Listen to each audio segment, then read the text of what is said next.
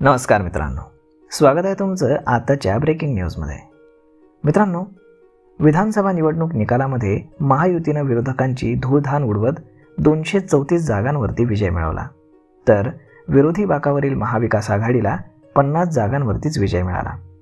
शिवसेना आणि राष्ट्रवादी काँग्रेसच्या फुटीनंतरची पहिली विधानसभा निवडणूक असल्यानं या दोनही पक्षांच्या दोनही गटांच्या कामगिरीकडे सगळ्यांचंच लक्ष लागलं होतं। निकालामध्ये शिंदे आणि अजित पवार यांनी जबरदस्त कामगिरी केली, तर उद्धव ठाकरे आणि शरद पवार यांची मात्र दानादान उडाली। या घडामोडीमध्ये उद्धव ठाकरे यांना अजून एक जबर धक्का बसण्याची शक्यता आहे। एकनाथ शिंदे यांनी शिवसेनेमध्ये फूट पाडल्यानंतर निवडणूक आयोगानं शिवसेना हा पक्ष एकनाथ शिंदे यांच्या नेतृत्वातील असल्याचा निर्वाळा दिला। त्यानंतर एकनाथ शिंदे यांच्या नेतृत्वातील शिवसेना आणि उद्धव ठाकरे यांच्या नेतृत्वातील उबाठा गट यांच्या लोकसभा निवडणुकीमध्ये चांगलीच लढत झाली। त्यानंतर आता विधानसभा निवडणुकीमध्ये एकनाथ शिंदेंनी आपली जादू दाखवलेली आहे आणि तब्बल 57 जागा त्यांनी निवडून आणलेल्या आहेत, तर उद्धव ठाकरे यांच्या पक्षाला केवळ 20 जागांवरती समाधान मानावं लागले। उद्धव ठाकरे यांचे बहुतांशी आमदार हे केवळ मुंबईतून निवडून आलेत, तर शिंदे यांचे आमदार हे मुंबई महानगर क्षेत्र, मराठवाडा आणि इतर भागातून निवडून आलेले आहेत।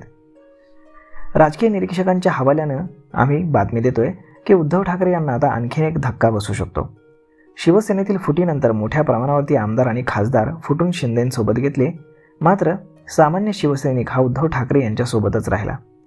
लोकसभेतील कामगिरीनं पक्षाच्या नेत्यांच्या आणि कार्यकर्त्यांचा आत्मविश्वास वाढला होता। विधानसभेमध्ये मात्र पक्षाला मोठा जबर धक्का बसलाय। आता उद्धव यांच्यासोबत निवडून आलेले 20 आमदारांपैकी काही जण त्यांची साथ सोडण्याची शक्यता आहे। ठाकरे गटाचे काही आमदार आतापर्यंत सोबत राहिलेले पदाधिकारी हे एकनाथ शिंदेंच्या शिवसेनेमध्ये प्रवेश करू शकतात। निवडणुकीच्या मैदानामध्ये एकनाथ शिंदे यांना घवघवीत यश मिळाले, त्यामुळे एकनाथ शिंदे यांच्याच नेतृत्वातील शिवसेना ही खरी असल्यानं अशी चर्चा दबक्या आवाजामध्ये सुरू आहे। शिंदे यांच्यासोबत फक्त आमदार आणि खासदार गेले नाहीत, तर शिवसेनेचा पारंपरिक मतदार देखील गेलेला आहे। राजकीय विश्लेषकांच्या मते महायुतीला एवढ्या मोठ्या प्रमाणावरती बहुमत मिळाल्यानं उद्धव ठाकरे यांना आता पुन्हा कमबॅक करणं फार अवघड आहे।